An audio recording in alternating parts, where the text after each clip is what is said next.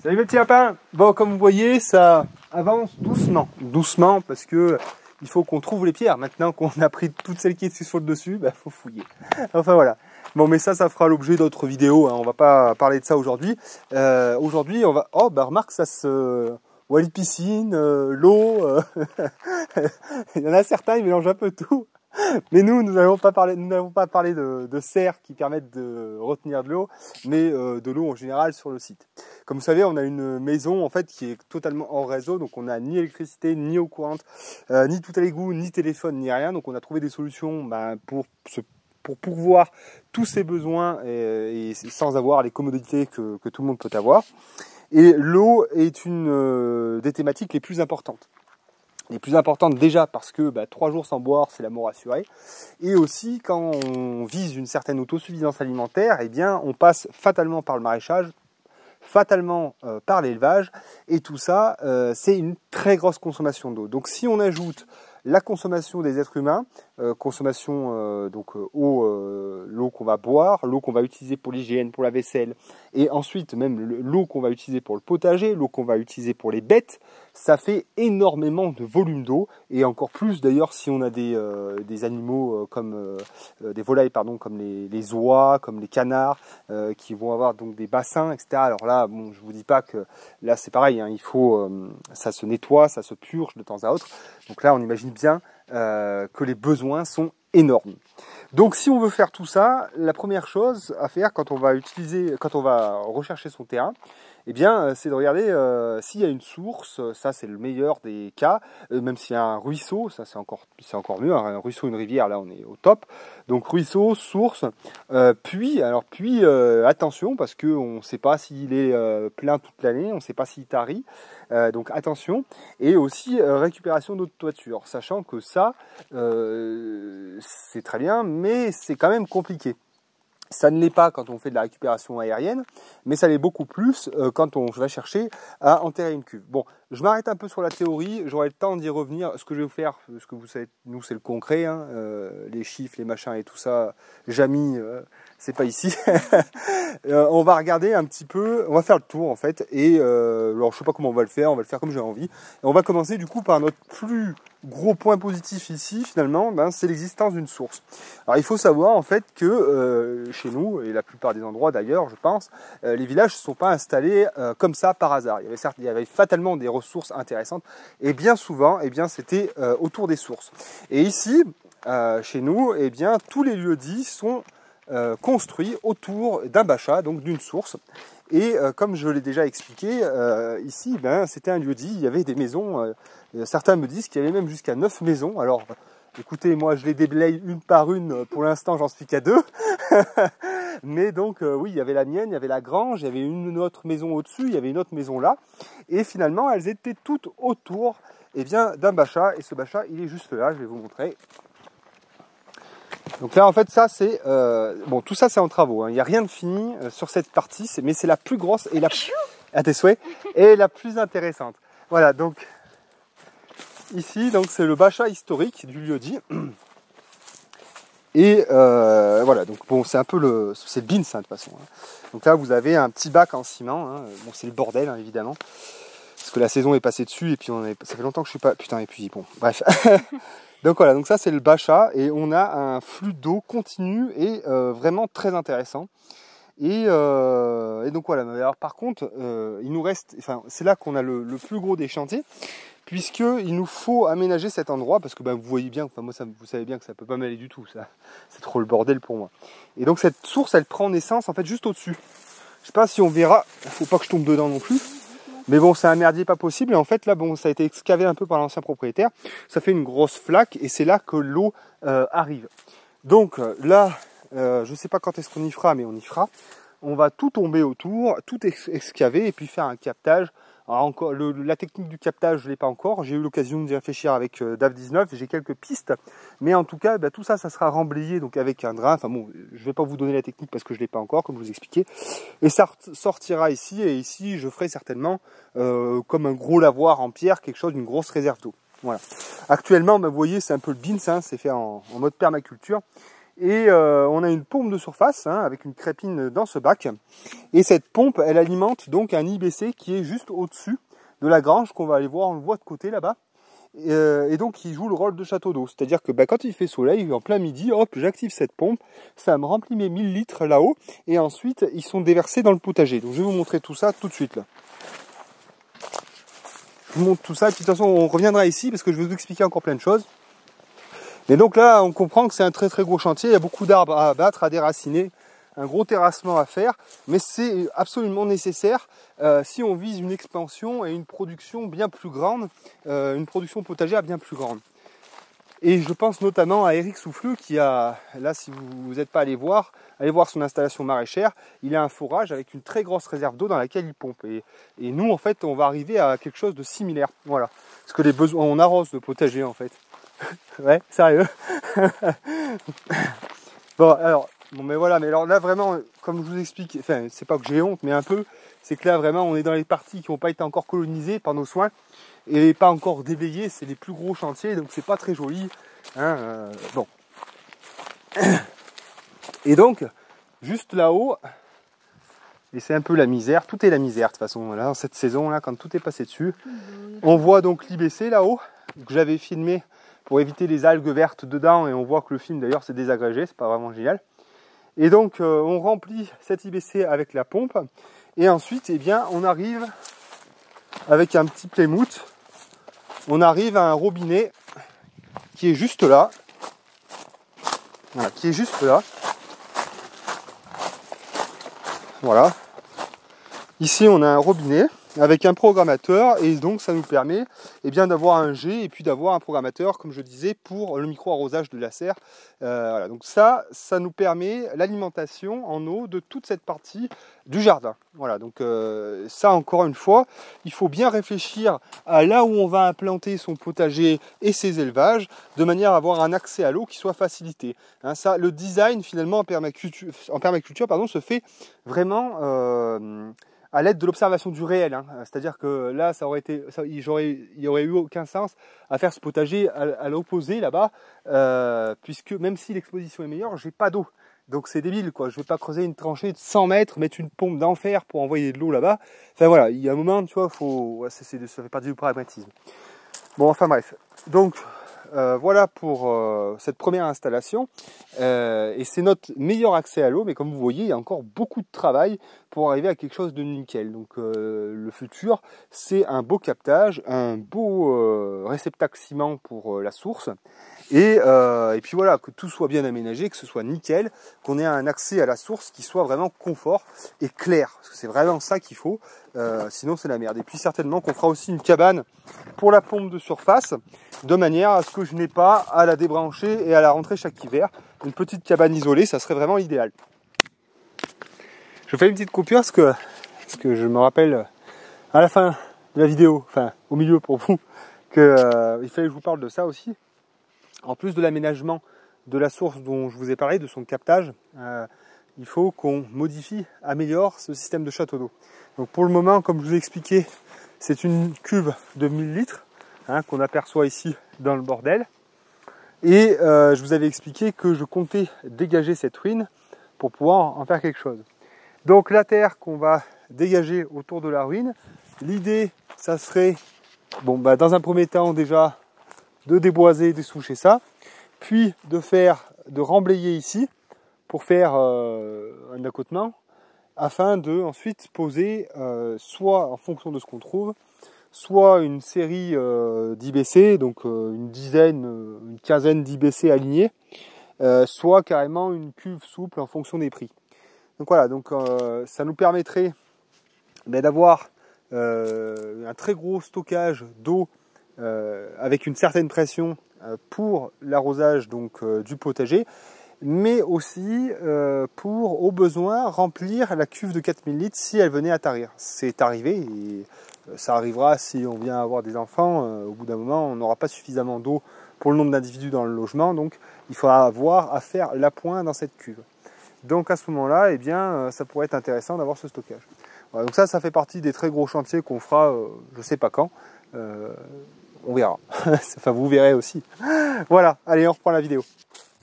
je vous ramène là-bas parce que ça fait partie aussi de la source. Donc ça, je l'ai déjà montré plusieurs fois, mais bon, c'est pas tout le monde qui suit la chaîne depuis un certain temps. Donc la source prend ici et ensuite elle ruisselle et elle passe à travers bois. Et donc nous, ce qu'on va faire là, c'est que, bon, comme vous voyez, on se sert de tous les gravats, de toute la terre qu'on peut déblayer, on la met ici. Ça nous permet dans un premier temps de nous créer comme un pont, hein, si vous voulez, qui nous permet d'accéder à l'autre rive. Donc en fait, tout ça, en fait, c'est tous les gravats, la terre qu'on a déblayé de notre ruine, qu'on a déblayé du terrain, enfin bon voilà. Et j'ai enterré donc un tuyau de sang, voilà, qui passe de part en part, la digue là, et un plus gros, là, je sais plus, c'est du 125, je crois, quelque chose comme ça, qui sera donc mon niveau. Parce que l'idée, finalement, plus tard, eh bien, c'est d'immerger une légère partie, de manière à donc avoir un gros volume d'eau stockable, et aussi, eh bien, voilà, d'avoir un nouveau biotope qui va s'installer grâce à toute cette eau qu'il pourrait y avoir. Donc voilà, donc là après ça nous fera une grosse réserve d'eau et puis en même temps, comme je vous le disais, un espèce de, pas un étang, hein, faut pas déconner, ça va pas être énorme. Et puis voilà quoi. Voilà, donc bon, ça c'est, comme je vous l'expliquais, c'est les plus gros chantiers de terrassement si vous voulez. Et ça se fait petit à petit parce que ça sert à rien pour nous de se concentrer là-dessus. C'est des choses que l'on fait en parallèle à d'autres chantiers. Voilà, donc là on a fait le plus gros en fait de la flotte. Maintenant, on va aller voir le premier chantier qu'on a fait, puisque, comme vous l'avez compris, j'arrête pas de le dire, mais c'est énorme ça comme boulot. Et nous, quand on est arrivé ici, on avait bien envie aussi de s'installer dans la maison. Parce que la caravane, c'est bien gentil pour la durée des travaux, mais 10 ans dans une caravane, moyen quoi. Enfin 10 ans, peut-être pas, mais 4-5 ans, le temps de faire tout ça. Enfin bon, du coup on s'est concentré sur la maison et il nous a fallu un accès à l'eau pour la maison. Et ce qu'on a fait, c'est donc faire une récupération des eaux pluviales de la toiture. Donc, on en arrive à notre fameuse cuve enterrée, qui est derrière la maison, et qui réceptionne en définitive toutes les parties arrière de la maison. C'est-à-dire que la toiture arrière de la maison, ainsi que la toiture arrière du garage, sont réunies et arrivent ici dans une cuve de 4000 litres. On a aussi un puits ici, qui n'est pas réellement un puits qui va chercher la nappe phréatique, mais qui est plutôt en fait un captage des eaux de surface, de ruissellement de surface. Si vous voulez, c'est un espèce de cylindre en pierre sèche. Et donc toutes les eaux s'infiltrent dedans, remplissent le puits, et le trop-plein de cette installation va aussi dans la cuve. On a là aussi un tout petit captage dans le même effet. Donc c'est un regard qu'avait fait l'ancien propriétaire avec un plémout qui va lui aussi se jeter dans le puits. Donc voilà, donc tout ça, ça permet d'alimenter donc cette cuve de 4000 litres. Et dans cette cuve de 4000 litres, eh bien, on a une pompe immergée qui envoie l'eau dans la maison à travers donc un ballon vessie. Voilà, alors 4000 litres, qu'on soit bien d'accord, c'est pas du tout suffisant. Alors c'est suffisant pour nous parce qu'on a une consommation très raisonnable. Mais si on avait des enfants et si c'était notre seul accès à l'eau, c'est juste pas possible. On peut pas faire un potager avec ça. On arrive à faire un potager parce qu'on a la source. Mais sans, c'est niet, impossible. Vous oubliez. Voilà. Et ensuite, oui, j'y arrive. On remarque, excusez-moi. Ouais, oui, on va remonter, mais juste avant. On remarque aussi donc que le lapentier à bois, pour l'instant, n'a pas de gouttière, mais ça va venir et il va se jeter dans ce regard-là. Parce que là, donc, on en vient à une chose qui est très importante, c'est que il faut absolument que l'eau soit exploitée à tout endroit. Moi, dans mon esprit, je ne perds pas une seule goutte d'eau. Voilà. Donc, plus tard, l'appentis, là, il viendra finir sa route, l'eau de la toiture de l'appentis viendra finir sa route dans ce regard et finira donc dans la cuve. Ensuite, la cuve, elle, évidemment, elle a un trop-plein et ce trop-plein, c'est une petite mare qu'on a creusée là-bas et qu'on a voulu faire comme des écolos. Non, je me marre. C'est pas vrai. Enfin si, c'est vrai. Et donc cette mare, voilà, donc c'est un trou hein, qu'on avait fait à la pelleteuse. On a un tuyau de sang qui arrive dedans. Et là, évidemment, bah, elle est complètement à sec. Hein. Et nous, parce qu'on était bien insouciants et plein de naïveté, on s'est dit ah mais oui, bah tiens, on va la tapisser d'argile, ça va être super, machin tout ça. Bon bah évidemment ça n'a pas tenu, hein, l'argile a fini par se désagréger. Enfin voilà. Donc en fait, tout simplement une mare, soit on l'a fait avec un bac plastique, soit on l'a fait avec une bâche, soit on la maçonne. Mais l'argile en fait vous oubliez un petit peu quoi. Donc voilà, donc ça finira qu'on va tout y niquer. Pardon, on va tout. Oula, il dit des gros mots. On va tout y couper, hein, et puis on va certainement maçonner parce que on va aller voir la réserve incendie, mais la bâche, on a de mauvais retours là-dessus. Je trouve que c'est très fragile, que ça s'abîme trop. Moi, je suis toujours en train de régler des fuites là-bas. Donc ici, ça va être ciment et puis pierre ciment. Je vais tout maçonner et dans mon idée, ça sera beaucoup plus solide et durable. Qu'un bassin avec une bâche, là, ça c'est clair. Et puis en plus, ça me permettra de maçonner des petits, comment ça s'appelle, des terrasses, voilà, Oui. Voilà, pour avoir différentes profondeurs. Voilà. Donc voilà, donc ça c'est un des chantiers aussi qu'on a à faire et puis qu'on tardera pas trop non plus. Enfin bon, à travailler 60 heures par jour, on arrivera à faire des choses. 60 heures par jour, peut-être pas par semaine. Voilà. Ensuite, on va passer par devant. Puisque donc je vous ai expliqué hein, qu'ici il y avait uniquement les parties arrière des toitures qui étaient exploitées. Maintenant nous allons voir devant. Donc devant, on a la toiture avant de la maison qui elle va se jeter dans une réserve incendie de 16 mètres cubes. Alors pourquoi réserve incendie? Parce que comme je l'ai expliqué, on est sur site isolé. Comme je l'ai expliqué, donc il n'y a pas d'eau courante. Ce qui fait que si un jour il y a le feu, il n'y a pas de borne incendie. Donc du coup, cette réserve fait en sorte que s'il y a le feu un jour, les pompiers arrivent, mettent leur pompe dedans. Fais gaffe quand même Agnès. Les pompiers mettent leur crépine dedans et peuvent donc asperger la maison ou tout autre élément qui sera en feu. Voilà. Par contre, donc elle fait 16 mètres cubes. Et par contre, le gros problème de celle-ci, c'est que on est constamment en train de réparer des fuites. Et ce qui l'abîme quand elle est vide comme ça, par exemple, c'est la grêle qui va tomber et qui va l'abîmer. Donc ça, on se fait chier à chaque fois à la réparer avec des produits spéciaux hein, qui coûtent assez cher. Enfin bon, voilà. Et là, donc, on attend les pluies pour qu'elle se remplisse enfin. Mais la bâche, je trouve que même si c'est une bâche de qualité, hein, elle est quand même assez épaisse. Moi, je trouve que c'est pas ce qu'il y a de mieux dans le temps, quoi. Je pense que bon, après pour y maçonner, ça, faut se lever de bonne heure, hein, mais bon, voilà. Ensuite. Forcément, cette réserve incendie, elle a un trop-plein, elle aussi, c'est ce tube PVC. Et ce tube PVC arrive ici, dans ce regard.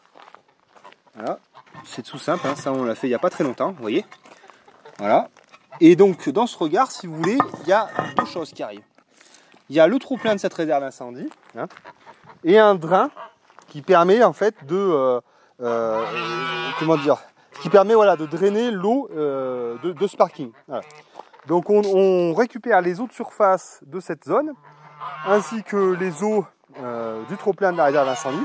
Ça arrive dans ce regard, et ensuite, ils vont avoir une tête, mon pauvre. Ouais. Non mais je le sais. Hein. Ta gueule! Allez, file. Allez, hop, hop, hop.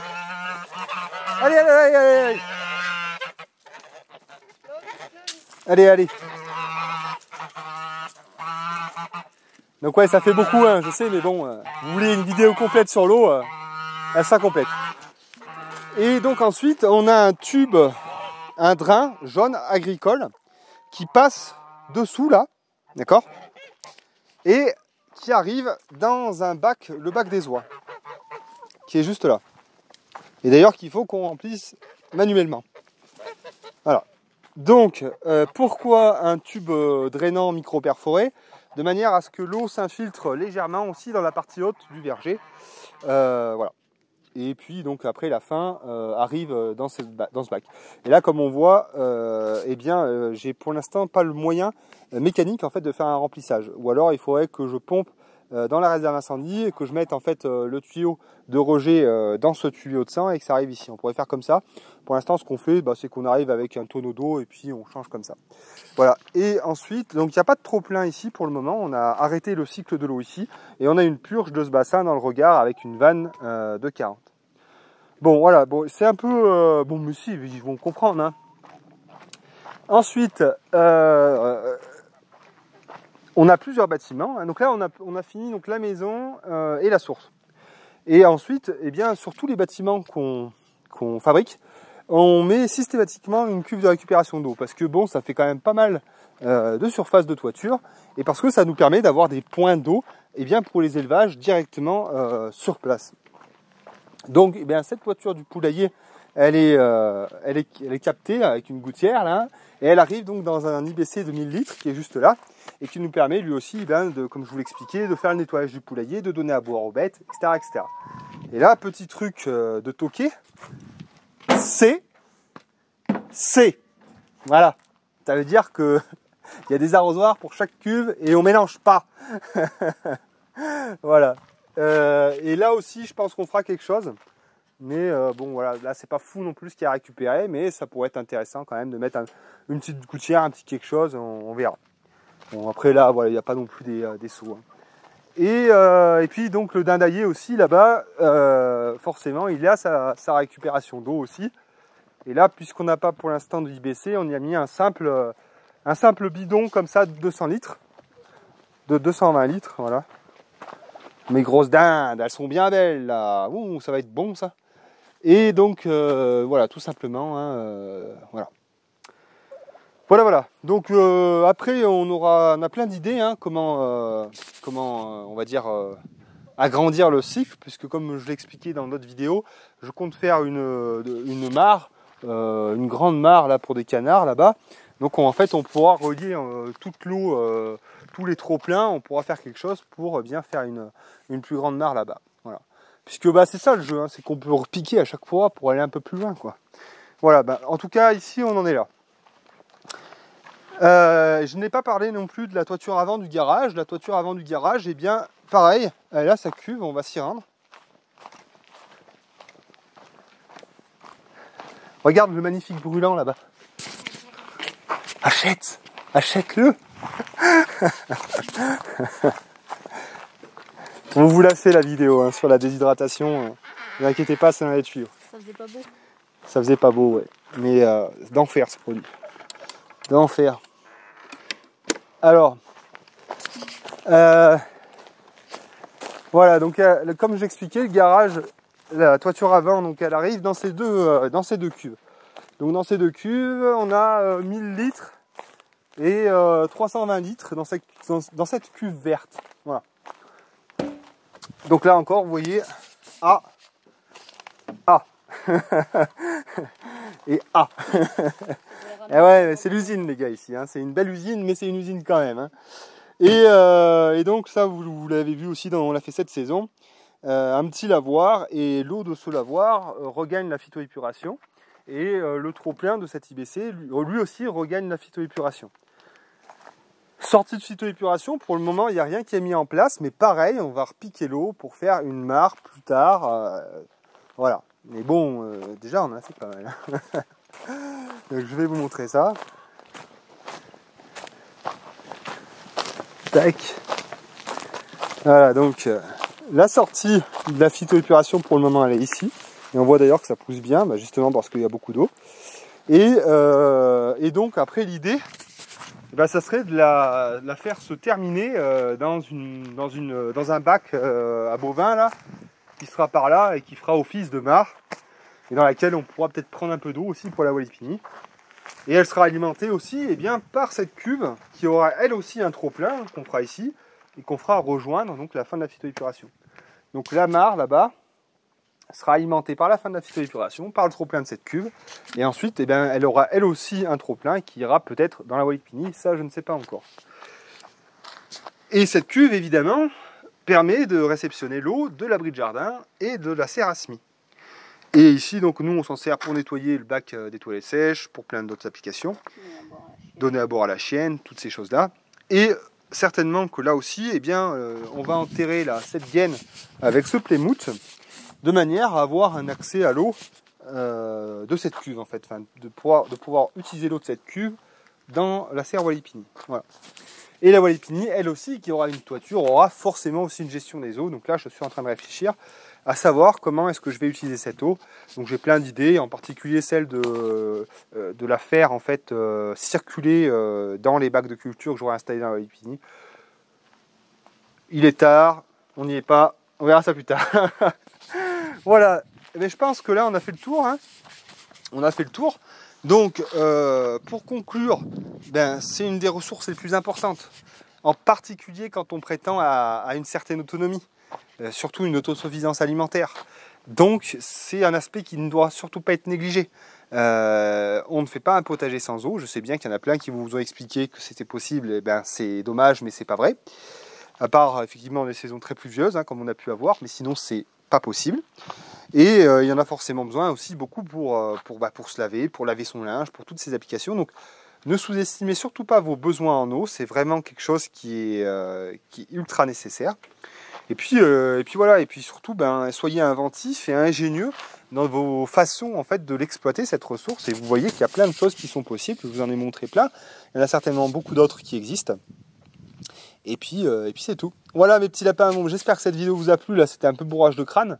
Mais je sais que certains avaient envie d'un petit résumé sur cette ressource et l'exploitation qu'on en faisait. Donc voilà, c'est fait. N'hésitez pas à mettre un petit pouce bleu hein, si ça vous a plu. Et puis nous, on va continuer à soulever des cailloux. Allez, bisous mes petits lapins.